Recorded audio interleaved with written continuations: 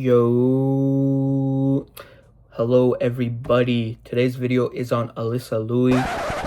So, actually, her name is pronounced Alysa Leo, I think, and I've pronounced it wrong the whole video. So that's not ideal, but we move for me. Everything I said still stands, but I apologize for that and any other misinformation I might have accidentally spread.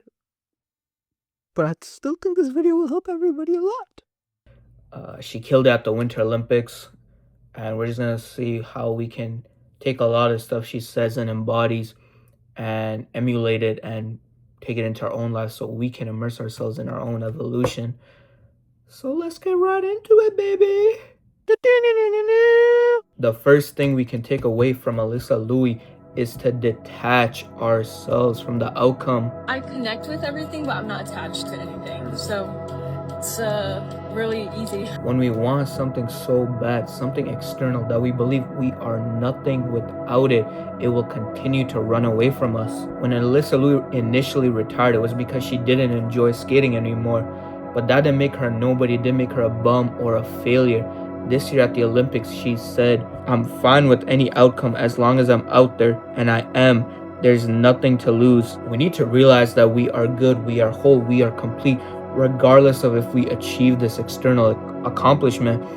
In the Bhagavad Gita, Sri Krishna says, "You have the right to perform your prescribed duties, but you are not entitled to the fruits of your action." If we can realize that the outcome isn't up to us, then we can also see that the result is not what defines us. And if we can see that, then we can immerse ourselves in the act of achieving this thing. And by doing that, the result will come to us itself. The reward will come to us itself. And now this brings me to point number 2, which is doing things for the sake of doing them, not for an external reward. Alysa Louis said, "Winning and losing doesn't affect me anymore. Medaling doesn't fulfill me. I skate because I like to skate."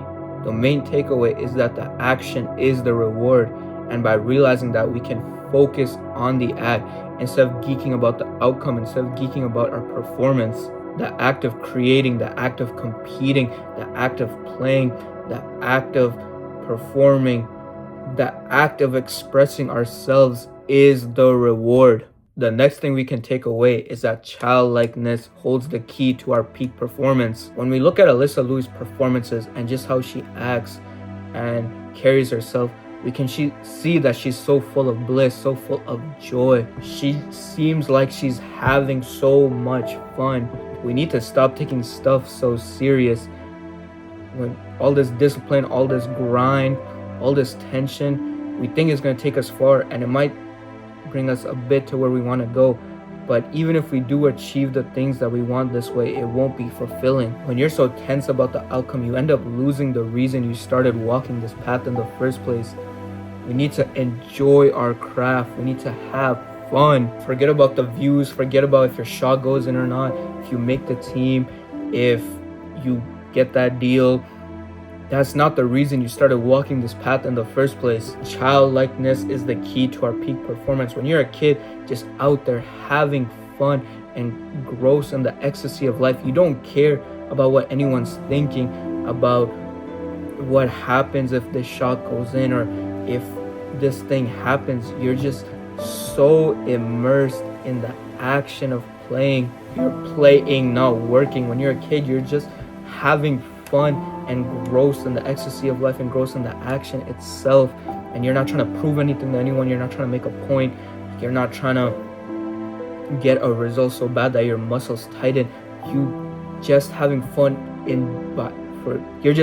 doing the thing. How fun is it to dribble a ball, to run your fastest, to swim your fastest, to sing, to paint? The moment you enjoy something from the bottom of your heart, the moment you throw yourself into something, not caring what the world thinks, not caring about any specific result, that's where your greatest performance lies.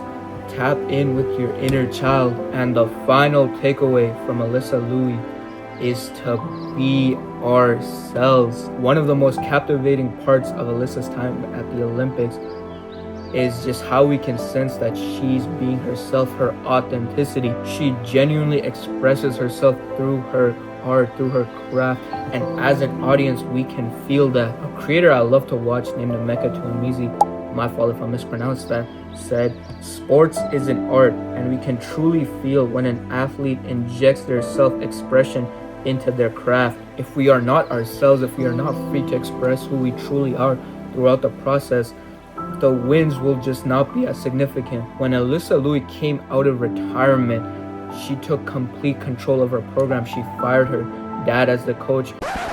Yeah, so another quick mistake. I don't think she actually fired her dad. I'm pretty sure in the interview she said her dad just stepped back or something else happened. I'm pretty sure she didn't fire her dad. Anyways, you get the point. Now back to the video. She picked her own music, she picked her own outfits, and she had complete control. And we can feel that as an audience, that energy, that authenticity. And it does not matter if people think we are cringe or goofy or whatever. To be ourselves is to be free. And yeah, man, that's the conclusion of the video. That's, I think, some of the 4 biggest takeaways we can emulate from Alysa Louis and try to put in our own lives and put into our own lives and embody these things.